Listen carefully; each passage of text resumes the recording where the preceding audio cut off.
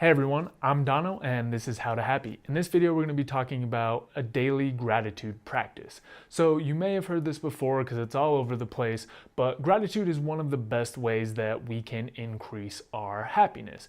And gratitude isn't necessarily something that comes naturally to everyone, but it is something that when cultivated shifts your attention away from things that are negative and towards things that you have. So instead of worrying about the things that you don't have, then you can focus on things that are good in your life. And it's all about framing. Everyone has some type of good things that are going on in their life. They just have to make sure that they're focusing their attention in the right way. Where your attention goes is key to how you feel a lot of the time. So to practice gratitude, it needs to be done regularly. And when you practice gratitude, you start to focus on those things that are more empowering. So for example, maybe the dog peed on the carpet. Instead of getting frustrated, you can realize things like, okay, well, at least I'm in a position to have a dog, and at least I'm in a position to have carpet, right? Those are two things that may not be possible for a lot of people depending on their circumstances. I know that's just a small example, but even when more drastic things happen, we can kind of up the scale, right?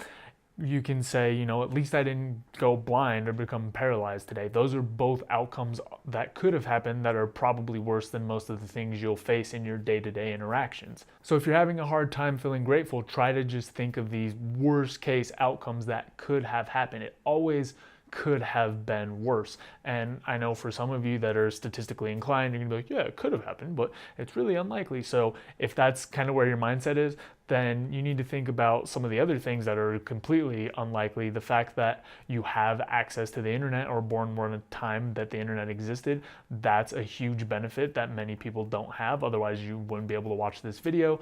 There's also the benefit of just existing in general. The chances of existing as a person as opposed to existing as anything else is abysmally low. Now, we could go on like this about all these different things to be grateful for practically forever. Depending on who you are and what appeals to you, you might need to go really broad like that or go really specific and think about the small things. It doesn't really matter as long as you find things to be grateful for. For most of us, gratitude is not an automatic reflex, so we need to practice it. We need to use these more abstract examples and kind of focus and think about them so that as events happen, we can get a little bit better at being grateful in the moment. Again, it really depends on who you are, what's going to work best for you, but generally that's what I've seen work for people, is starting with these bigger picture things or the more abstract things and then working down into the smaller moment by moment things. Now, to get the most benefit out of a gratitude practice, you have to actually have the feeling. You can't just write down a list of things that you think that you should be grateful for. If you don't have the feeling of genuinely being grateful, then the practice isn't going to be worth much. And I know that from personal experience because I kept this gratitude journal for a long time and I really didn't like it because I would think of things and write them down, but it was more of a mental exercise than a feeling exercise. And honestly, they weren't things that I was grateful for. It was things that I thought I should be grateful for. And that makes a very big difference in being able to perceive the world differently, right? The gratitude only works if you're actually feeling grateful so that in the moment you can say, okay, this thing happened, but I'm still grateful because X, Y, and Z. If you're having trouble kind of coming up with things to be grateful for, try to imagine something you use every day and then it just being gone forever. So hand soap, for example, maybe you could imagine that hand soap would never exist and you can never get access to it again. How would that change and influence your life?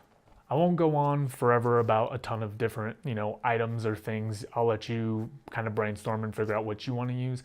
Let's move on to 3 different strategies that you can use to start your gratefulness practice. The first strategy you can use is a journal. Some people really like to keep a written log of the things that they're grateful for in the day. So as things happen or just whenever, they just write in their journal, I'm grateful for this, this happened, I thought this was awesome.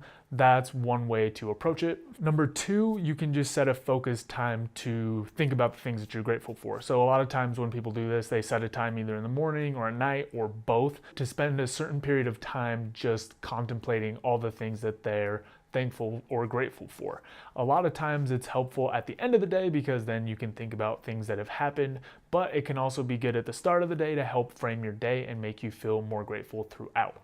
The third strategy you can use is to find a certain number of things throughout the day that you're grateful for. So, for example, if your number is 5, as you go throughout the day, you're going to pick out 5 things and write them down or just think about them and feel this way. This strategy can be a little bit harder if you haven't already built a gratefulness practice, just because you have to remember to be aware of the things going on and write down or think about what you're grateful for. However, it can be a lot more useful because you're using it as things happen, so it kind of amplifies the effect of the feeling. So all in all, gratitude is something that can really add a lot to your life. Like I said, it's about how you position your focus. When you're grateful, you're positioning your focus on things that you feel happy to have, so it makes you feel better and happier overall. That's what gratitude is a way of framing your attention. Since we only have a limited amount of attention, it's a lot better to focus on the things that feel positive and are positive, so that you can get better perspective and the small things don't bother you as much. You know, when a glass of water gets knocked over, you don't freak out. You can remember that there's way better things to put your focus and attention on. Let's move on to the exercise section.